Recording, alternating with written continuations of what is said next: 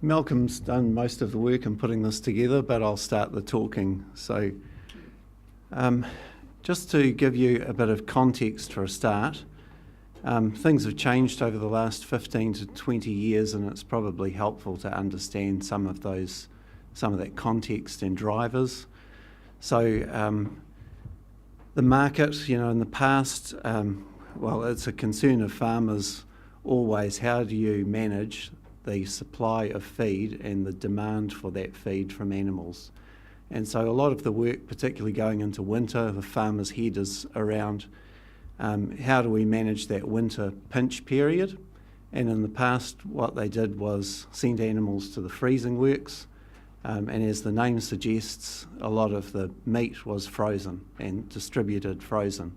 So in the last 15 to 20 years, we've had a change in the market demands and consumer demands, so they're demanding fresh product, and because the things that you see in the supermarket are fresh, it means the supply system has to produce meat at all times of the year.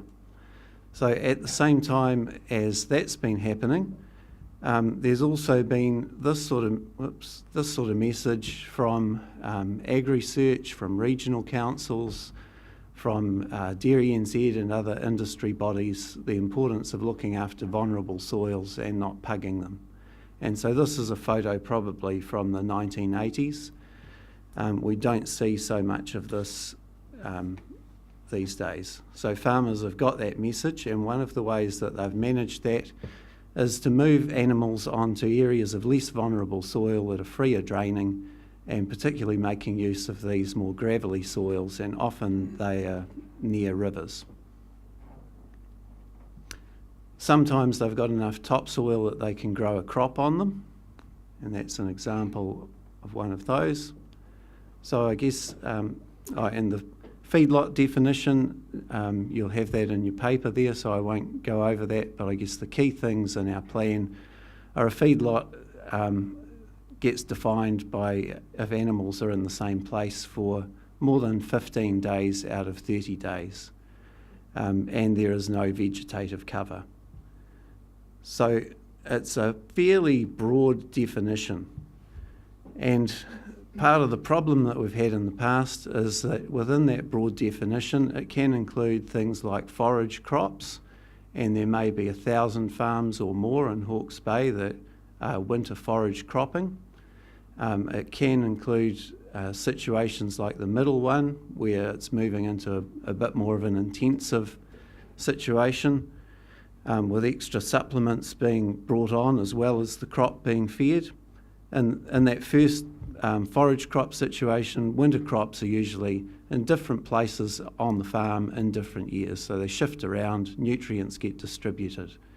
On those gravelly soils where people are growing a crop, they may return to them year after year, so there's a build-up of nutrients potentially, so it's getting a bit more intensive. And then the final situation is that one where no one would argue it's a feedlot. There's a lot of supplementary feed getting brought in, they're returning to the same area every year, so the risks are higher.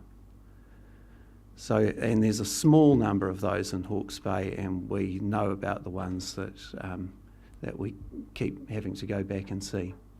So just to give you some bigger photos of those sort of situations, here's winter grazing on a crop, sometimes with feed being brought in addition to that to balance the diet of the animals. There's a situation with gravelly soils where they may reuse that area year after year, but the animals are fairly spread out, so it's a fairly extensive situation. And then the final one where the stocking rate is much higher, they're returning year after year, they've generally got some infrastructure getting put in place. So while it can be beneficial to remove animals from vulnerable soils, if you set up a feedlot and you don't do it properly, there can be some negative effects, and they can include loss of nutrients and runoff of those nutrients and bacteria and soil into water. So what have we been doing in the last 8 months, I suppose, or a bit more?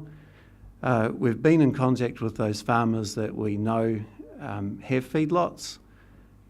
We've let them know of a change in our approach and wanting to work with them to get the improvements that are required. So we had a meeting where we invited the people that we knew about, and also for those to contact other farmers to come along, and about 50 people turned up, and it was pretty constructive. We also have had advice from Jamie Gordon, who's a consultant who's a specialist in feedlots, to both give us advice to help clarify what sort of things we need to be doing when we're writing the consents, and also to help farmers in the design. So some of the key points from his report were the things that I've mentioned around why farmers are doing it. That in Hawke's Bay it's part of the farm operation and it's seasonal, so it's generally restricted to winter, not operating all year round like feedlots in other countries. That the effluent that can be generated from them is different from dairy effluent, so it's not a situation where you're hosing it down every day. It's rainfall generated, so it can run off when it rains. And he gave us some advice around with improvements, structural design, how to manage the things, what sort of ways we should be measuring and monitoring them, and putting in place a waste management plan. So is this where I hand over to you, Malcolm? So just carrying on, so at that same meeting we had done some preparation. In fact, I was going to pass out, did have a brochure. It.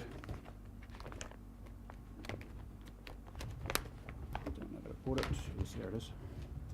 Pass that around. So there's a bit of information that we handed out on the day, giving information on the rules that we have actually. Oh yeah, it was attached actually. Sorry. So advising them of the rules that apply. There are 2 rules in the regional plan. One is that it can be a permitted activity if you adhere to the conditions. So that's Rule 5. But if you can't, then you'd need a consent.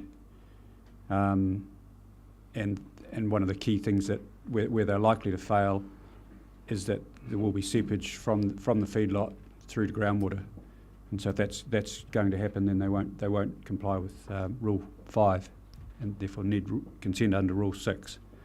I'll ask you a question right there. In the document, the items under number 4 in the doc, is that basically what Rule 5 is? Yes, it is. Those items? Yes, it is. So in 4.4, it talks about runoff from the catchment, surrounding catchment entering, but why wouldn't there be any reference here to runoff leaving the premises? This is the rule verbatim. Part of the effort is to make sure that there isn't surplus water coming onto the pen, which is then going to induce runoff. So generally they're required to basically divert water around wherever they're running the feedlot. This rule seems to be saying that the only concern we really have is whether it seeps down into groundwater, but the other effect, isn't it, that it's running into the stream right across the road there? I mean, so Councillor, perhaps if I could just jump in there. So in paragraph 16, Malcolm's pointed out there are ambiguities within the rules, and so we are acutely aware of these, and this exercise has drawn those out, and some anomalies, as you pointed out, that hey, why are we just worried about it coming in? We should be worried about what's going out as well. So one of the challenges that has been thrown back to the team in this exercise is to look at a process of, or not a process, but to redraft the rules. What are the things that need to be fixed?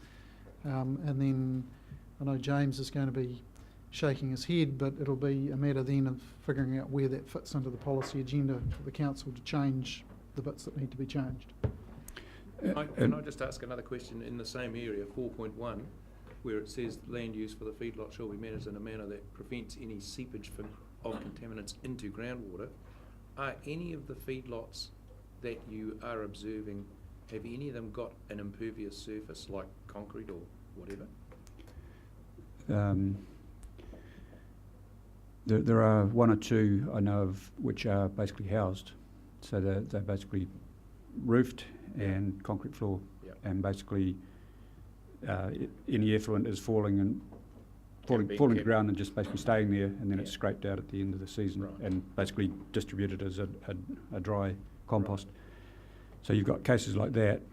The ones and they don't need a consent because they're not causing that loss to groundwater. The consent they might need is to discharge the effluent, but if it's a solid waste, we've actually got a permitted activity rule which says you can discharge compost to land as a permitted activity, don't exceed certain nitrate levels, for example. Right, so, well, hang on, because that doesn't really answer my question. What it's saying to me is that there's a hell of a lot of, in fact, the vast majority of feedlots do not have an impervious surface. So how can we be confident that Rule 4.1 is not being breached? Oh. Are we doing testing, or are we requiring them to, dig down 2 metres and test the soil there? Or what are we doing to make sure that the rule's being complied with? It might be something Wayne can pick up on too, but we are requiring more people to get consent for that reason, because they can't meet that condition. So if they consider they can operate and comply with that condition, they can be a permitted activity as long as they comply with the other conditions. We are saying that we're going to be monitoring more closely to see that people remain compliant with those conditions, but in the past, because they're a permitted activity, we're not specifically going out and monitoring those activities unless they show up a problem. So there are cases where there may be breaches and we're not picking up on that. But our message to the farmers was, here's the conditions, here's the way you should be performing. If you don't think you are, you will need a consent. Come in, and a good number have. But then some of them who've come in have decided, I can either operate within the rule, or I'm not caught by the rule, because the rule does actually you have to hold your stock on that paddock for more than 15 days. So if they can rotate and move away, so they're more in the winter grazing style, then they're not actually caught by the rule. So it depends on how they're operating. I have to say I'm very uncomfortable about our having any idea about compliance with Rule 4.1. And I mean, this is like our monitoring of the consents to the Hastings Council, which caused the problem, was a partial cause of the problem with the Havelock water supply. We've got no idea whether this requirement is being complied with or not. And if the farmers aren't taking samples a metre down or 2 metres down and testing those samples to see whether they're compliant or not, how on earth would we know? And why would we not make it a requirement that they do so? So this is a bit of a conversation between me and you, but the consent requirements, you will have requirements for sampling of groundwater in situations where there are these intensive operations to pick up on that sort of stuff within the consent, won't you? Yes, we do.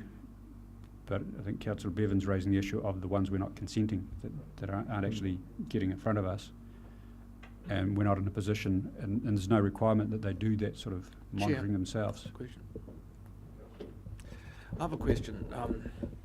So along what Councillor Bevan's saying, so we visited a feedlot, Malcolm was there, and it's all fine and dandy, supposedly, but I just can't see how you can graze 800 or whatever number of cows or bulls, whatever he's grazing, on shingly soil where the water table is 1.5 metres below where the cows are pooing and crapping. And, we all stood around and said that was okay, but, just my practical intuition just says that's not okay, because all that is definitely going into that water table. And where's that water going? Is it flowing, or is it just? And the stream is about 20 metres away. I just don't get it. I just don't. I don't understand feedlots, and I'm trying my best to understand them. And I want to go and see it. And I'd be very keen, Malcolm, to visit if it's in Hawke's Bay where they have a shed, because I have no objection to a feedlot. What I have objection to is a feedlot that is affecting our environment. So a feedlot that's, that's properly run, and I understand, I'm told there's some in New Zealand, I didn't know there's any in Hawke's Bay. I would love to visit and understand this, because I understand why the farmers do it. I get that. But they can't go and do it and cause damage to our environment. And I think they are. I haven't been convinced. I'm not convinced.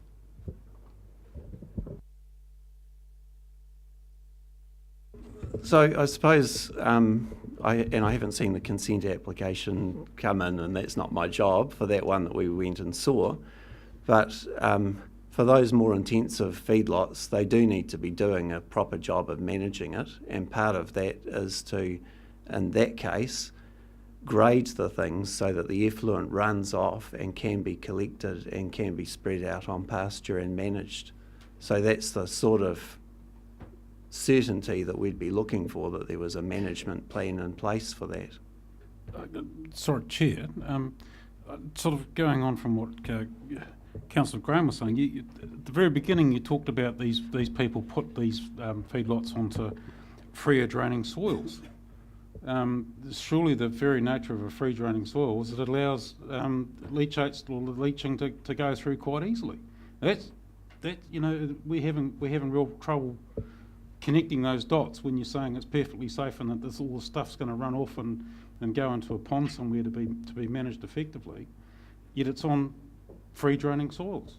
That's the words you put up there on the screen. Yep. Yeah, so I can understand that, and it's part of this difficulty that we discussed on that farm, and the ambiguity in the rule, that the rule is saying that there's to be no leachate into groundwater. Now, even animals on pasture will be leaching into groundwater. Winter crops, there will be leaching. So it's not zero. So at what point do we say the effect is a significant effect? Well, with all due respect, that's all true, of course. But the bottom line here is this. Farmers want to do this economic activity, and I'm really happy to support them doing that, to make more money for themselves and more money for our community. Because it's going to be, and they want us to stand up as politicians in the middle of Havelock North, where I stand up, and defend them. Well, I need to be convinced. I will defend them, but I need to be convinced that I'm not defending some kind of sham here. And so a proper feedlot, I'm there. I'm ready to go tick. And that means impervious, I don't like the word impervious, concrete. And then I find out later on, you got to put a roof on. Why do you got to put a roof on? Oh, because the rain, there's more runoff and you have to have bigger ponds. It kind of, I'm not feeling I'm getting the whole story. I'm having to go through my own learning curve here. And I don't think that's very fair, actually, because I don't know anything about feedlots. I want to understand it, know it, and I want to defend it when it's properly constituted. I don't want to defend, and I'm not going to, stand up and defend half-hearted attempts to bang a whole lot of cows together in a bloody paddock and feed them grain and with no other capital expenditure. If they want to go into this activity, they've got to do it properly. That's what I'm saying. Is there any reason why 4.1 as it stands cannot be interpreted to require the farmer to establish that they are preventing any seepage of contaminants into the groundwater?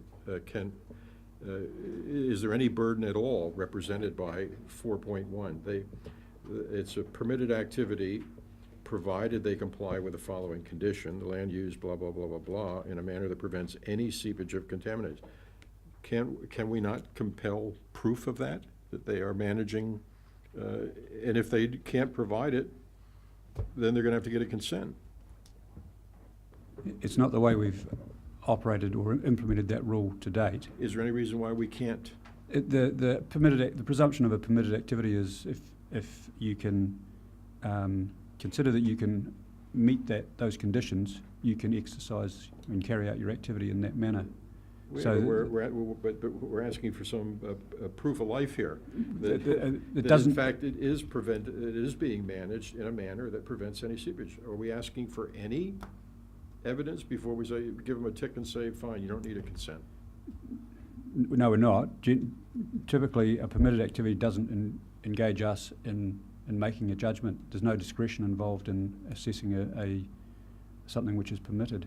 If it says you can do it and you meet those conditions, you're entitled to do it. The key one is, how do we know they're meeting those How do we know conditions? they're meeting the condition? We know whether they're within 50 meters or 20 meters because somebody who can measure that. So but- councillor, perhaps Mr Wright can comment, because in effect, if the activity's been carried out in accordance with the permitted activity rules, we're not engaged.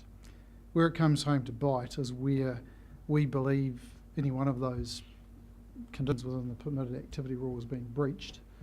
We would need to gather evidence and prove that, because there would be an offence, because they would breach the permitted activity rule and would have required consent and not had one. So Wayne perhaps could comment on the application of that end of the process. Sure. I think the difference between before and now, or going forward, is that before we didn't go and check permitted activity. So you'd have your farmer having his feedlot, believing or stating that he meets the permitted activity rule, and he just sits there and he does it without anybody from council coming and checking.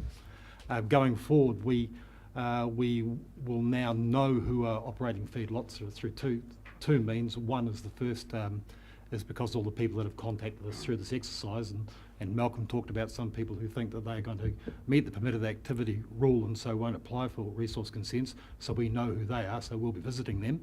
And the second thing is we'll be specifically doing flights to identify feedlots, and of course we'll be then checking to see whether they are consented or not, and if they are not, we will then be visiting. Now when we do visit and we monitor them, the clause that the chairman's talking about there, then that is something that we will look at, and we will ask that question: can you then demonstrate to us that you are not leaching? And they may say, yes I can, and here is the evidence, or they may say, no we can't, and then we will make an assessment there. Okay, then somehow it is going to have to be demonstrated to us that there is no effect, and how we do that will be up for discussion, whether we pay for it or they pay for it or somehow, and then they will be made to get a resource consent if they cannot satisfy that permitted activity rule. So really what it comes down to is going to be how staunch and steadfast we're going to be as a compliance regime to make sure that those people are doing what the rule says they're meant to do. And my I suppose what I'm saying to you people is, as far as our compliance team is concerned, we give you that. We're telling you that that's what we're going to do. We're well aware of the views of the community, and well aware of the views of the people around this table. That's what we want, and the way things have been going on is unacceptable, and we're going to do something about it. So if I could just say something, I don't, there's no need to be defensive about this at all. This is a pretty significant problem in my view, and what we've got is a permitted activity here where if you're a responsible farmer, you'll probably be checking yourself that you're compliant with Rule 4.1. But I don't understand why we wouldn't actually require, as part of the permitted activity under 4.1, for them to take that extra step and get an independent test on an annual basis or 2-yearly basis or whatever, to demonstrate that they're compliant, because how the hell else would you know? I think that will be a matter of a rule change, will it not, as opposed to... Well, certainly it just goes back to what's been identified through this exercise consistently, and this conversation reflects numerous ones we've had as staff, is actually the rule's not particularly helpful. It's poorly crafted and is not doing what we want it to do. Operators do have the option, Malcolm, of getting a certificate of compliance with a permitted activity rule, so they can come to us and say, look, I think I've got evidence here that says I'm right, and get ticked off. That is an option for them. Otherwise, it does come back to enforcement work that Wayne describes, and we will be doing that.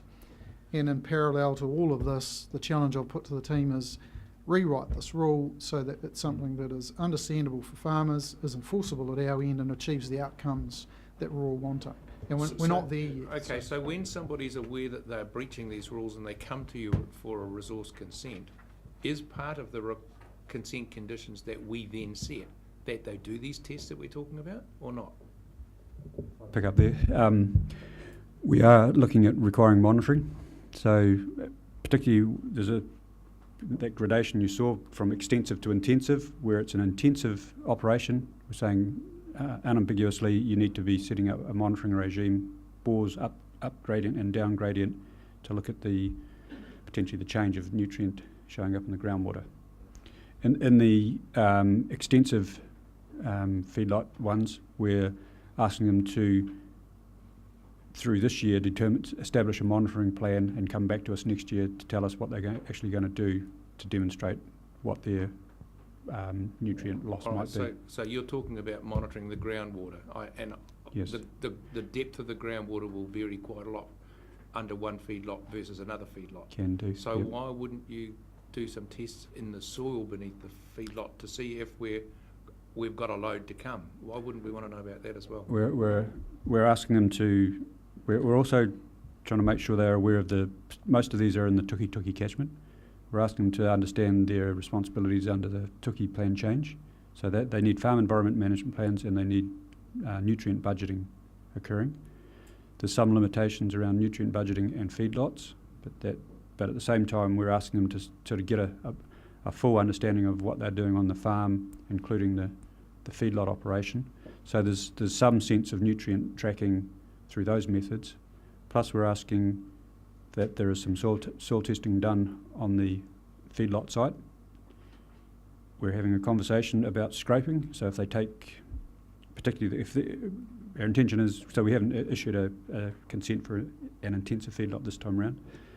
The intention is that when they take scrapings off the yard, that they actually measure the volume and concentration of nutrients in those scrapings, so that we can see what's basically being deposited and left in situ, and hopefully that can build up a better sort of budget and understanding of the nutrients that are going through the system.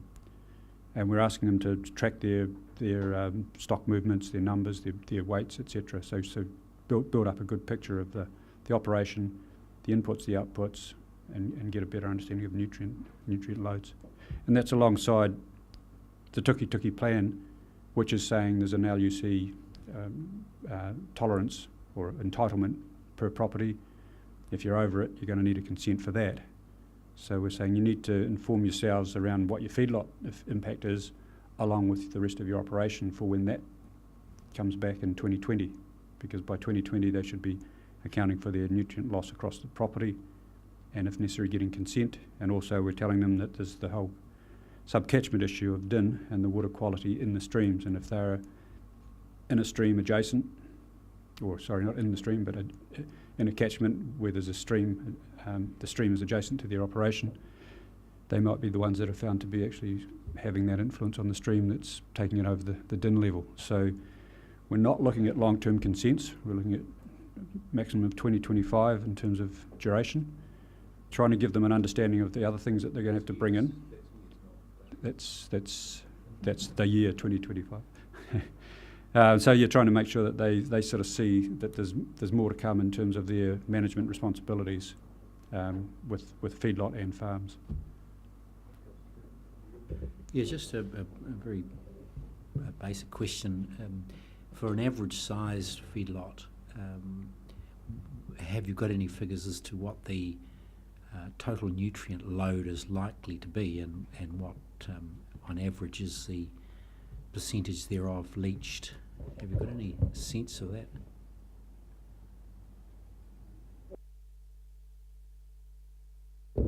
No, we probably can't answer that at this stage. So part of the those feedlots that are going to work through the consent process, part of the consent requirements will be that they have to supply all of that information to us.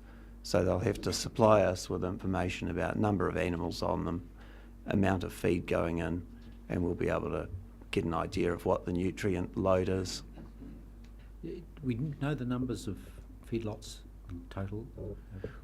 We know the ones that we know about, so we know the ones that people have told us about, and there are some that are well known to us. There may be others out there that we become aware of this winter with the flight, How the many compliance. How many, is that a big number? In terms of consents, we've got, I've said 10 in here, but it's actually 9 in the door. Our 10th one, we were testing whether it was actually a feedlot or perhaps it's just a winter grazing operation. And there are 2 existing, so there's 12, and I think I can bring in 2 more that are capturing effluent but discharging to some of that to land. So there's probably about 14 that we've got in our consenting regime in the region, and then how many beyond that that are purportedly operating within the terms of the Rule 5 as a permitted activity, we don't know. How many catchments involved? Oh, no, couldn't say. Reference to Tookie, but Well, I was thinking Tookie, within that you could break it down, so it depends how you want to. But Tookie, majority are in the Tookie. There's some, 1 or 2 in the Narararo. There was a farmer, a dairy operator in the Narararo who was curious as to whether he fell within the rule or not because of his management practice, and he hasn't come back in. So those are probably the dominant 2 catchments, but So the elsewhere in the region we wouldn't really know. Those who have filed consents, the 10 or so, what's been the trigger for those? What part of the rule here have they? It would be I think typically the fact that they will be leaching to groundwater. So they concede they're leaching? Yes. Okay. Talking about different catchments, so are you going to be doing flights over all of the Hawke's Bay region, or just over the Tookie catchment? Yeah, as it stands, we already fly over all of Hawke's Bay for dairying, and so for the actual feedlots, we'll be concentrating first of all down in the Tookie, where we believe most of them are, but we'll be spreading further field as well. I've actually seen footage of Southland Regional Council do these flights for feedlots, and nothing is hidden. You can see it all. So you would have captured the one that's at, was it Ocean Beach? Oh yeah, we know about the Ocean Beach. We know about the Ocean Beach one. Is that one compliant, or in your opinion, or It does not. It's a permitted activity. it's a permitted At activity? the moment, yeah, but that is up for some discussion by a lot of different parties for sure. But Okay. we've had a number of complaints about it. I would suggest that you have had a number of complaints. Well, I've had a number of complaints about it as well. The other one I'm finding really interesting is that this issue reared its ugly head because we, around this table, asked you to do something about it, which is fine, and you've acted on that, which is really cool, and I thank you for doing that. There's another issue which seems to be rearing its ugly head around the country, and that's spray and pray, the spray and pray practice, which you may or may not be aware of. It's not anything to do with feedlots, but is that a practice that, in your experience, is being used in Hawke's Bay? I don't Is know. something we should be doing about? I don't know what spray and pray is. What is it? That's Yeah, so you're talking about winter cropping on hill country. Yeah. So it's not something that I have seen a lot of, but there is some around. It's nationally, there's more discussion around it because there is more of it happening, but I haven't seen more of it happening in Hawke's Bay than what there has been. I'm just curious then, is it something we need to be nipping in the bud now before it gets carried away like we have with feedlots, and the public awareness of what's going on in Hawke's Bay becomes raised? Yep, and becomes more vocal? It definitely is. So part of that previous slide that I put up with the continuum from winter crops through to feedlots, winter crops themselves can have bad effects on water, and we need to be dealing with that as well and promoting better practices around the use of winter crops. So we've had some discussions with beef and lamb. There will be a winter crop field day planned that we've just got a date for today. We've been packaging up some information around best practice with winter cropping, so it is definitely something on the radar. So is there, I have a further comment, because I think, I understand you guys are just doing your job within the rules that we have given you. And so this is not a criticism of you, but it is a criticism of our senior staff. Because we are going to take, this issue is going to rear its head again. That one at Ocean Beach is a disgrace. And if we're not getting onto this, the public are going to kill us again. They'll kill us nationally. We'll be on the front page of the paper again. Talk about, because we aren't in control of this. This doesn't give me any confidence at all. None. Because we haven't got the rules tight enough. We need to have a definite strategy on feedlots, something that, and I want to go back to the fact, I want to be able to go out there and stand up for these farmers and say this is a farming practice that they do, take them off the hills, put them onto feedlots and bits of, they release them some days and they do a really good job. I want to be able to go out to the public and say that, but you're not giving me the tools to do it. I don't even want to accept this paper because I don't want to put my name to it. I want a decent deal on feedlots. And those farmers down there, they better wake up and smell the roses, because every time they do a feedlot, gets on the front page of the paper, it makes it harder for us to do good things for them. So, always it's the Tuki catchment and that stream they've got down there, that's just Papanui, every time I look at it, I nearly fall over. You could fall over, you could walk into it, it's so dreadful. So, we need to have good, tough rules around feedlots that decent farmers can apply to, and we can stand up and have Loch North and say, no, we put our names to it. Now, I couldn't put my name to a feedlot that's on permeable, with the water table at 1.5 metres. Can't do it. I can't explain it. Can't explain it to myself, let alone the resident of Havelock North. So let's get this right. Councillor, are you asking for a different recommendation that? Mr. Chairman, but here's our opportunity to do so. I mean, if we want to say we'd like to see what a new rule would look like, we need to ask for that to happen. Ian said it's not tough enough. Well, Mr. Chairman, it's pretty simple, isn't it? That we simply resolve to receive this report and request that staff work on a rule change in order to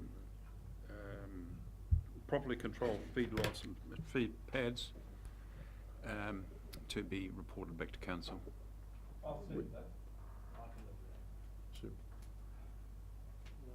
Any further discussion? That seems to be the consensus of the group. James, I'm sorry. So Chair, that potential resolution throws up the question of whether we're talking about a region-wide plan change here, or whether we're going to advance this through our current strategy, which is catchment and community-driven, such as the tank collaborative process, to redesign the rules around land use for water quality. This issue will be dealt with through the rules that come out of the tank plan change. I do note that the predominance of these practices is in the Tuki catchment, and we're currently having a conversation about the viability of Plan Change 6 and the likely necessity to revisit Plan Change 6 sooner rather than later.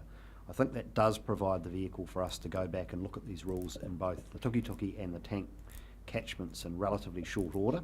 And my advice to you would be to initiate a region-wide plan change where this issue is almost predominantly in those two catchments over and above, and in addition to those processes we already have running would be inefficient. And I think we do have the vehicles before us change-wise to address it. I do just want to make one particular point about this issue, and I absolutely understand the difficulty that councillors are feeling with respect to the public sentiment on this. The challenge we have is that there is no bright line between what is acceptable land use practice in terms of nitrogen loss and what is unacceptable. And the reason for that is that inherent in livestock production are relatively higher levels of nitrogen loss relative to other land use. And we have this situation where it could be that on a given property, particularly under the LUC leaching rates, which councillors are now quite familiar with, that they've got a heck of a lot of concentration in one area, and then they've got a whole bunch of arable cropping going on in the rest of the property. A property next door might have their stock spread over a wider area, but actually have higher nitrogen use loss from their system. And there's many shades of grey in between on all of this, and winter cropping and the example that Councillor Bailey raised of this hill country winter cropping practice as well is just another. There are all sorts of practices that are leading to nitrogen loss, and I guess the challenge for staff is to try and balance all that to get reasonable sort of outcomes across all of that. But of course the public see a very binary story. Essentially they see a low density stocked paddock with cows happily grazing and they see no problem. And then they see one next door where there is a feedlot and it looks like a total disaster and there's high nitrogen loss. In between that there's break feeding going on all over the place, which is in between and relatively high nitrogen loss as well, particularly when it rains. So designing rules around this is extremely challenging, and I think one of our challenges with the community is to explain that this is not a binary question. There is a binary solution to this, and this is what is predominantly used in Northern Europe, and that is that all your livestock go into herd homes, they're on concrete, roofs over the top. I mean, this is very common actually right across the Northern Hemisphere, including through Asia and North America. You collect all the effluent, you treat it, and you manage your nitrogen very well. And certainly nitrogen loss in the European Union has been brought down significantly through those sorts of practices. But that is an absolutely fundamental change in the way that farming's done in New Zealand. New Zealand is low cost, extensive, because essentially we enable nitrogen to be lost all over the landscape. And we have the water quality to show for it. So this is a really big conversation that's But not as Mr. simple Chairman, as... and I don't want to butt in, yeah. but time is going on. So, And the thing is, that if you try and tie this in with tank or even a plan change 6 change, you're talking years out before you've got a rule that'll work. Whereas it appears to me that there's a simple 2-sentence correction to present rules would fix this particular problem, and we should be able to get it through quickly. So we have a resolution to that effect. We have a mover and Process. The mover has commented further, the seconder. I would just add one thing briefly to what has been the last presentation. I think the resolution moved in second here does not preclude any of that, James. What it just says is we received the report and we invite the staff to come back with some recommendations on how to tighten and improve the rules around that, which is what was expressed by Councillor Graham. Just want to rule around feedlots. So we want to do that, and we accept that there's going to be variations on this. We're waiting for your advice on that. Whether you come back and say we can do it globally across the whole of the region, or we have to do it this way or do it that way, we're waiting for the advice. We haven't said one or the other. We're just saying, go away and think about it. You've heard our disquiet, and we want to be constructive here. So we're waiting for your advice. I don't think anything more needs to be said than that. So we don't need to go to Europe yet. We might have to, but not yet. Final comment? Yes, well, Mr. Chair, commenting on this, that it's a similar continuation from James's comment.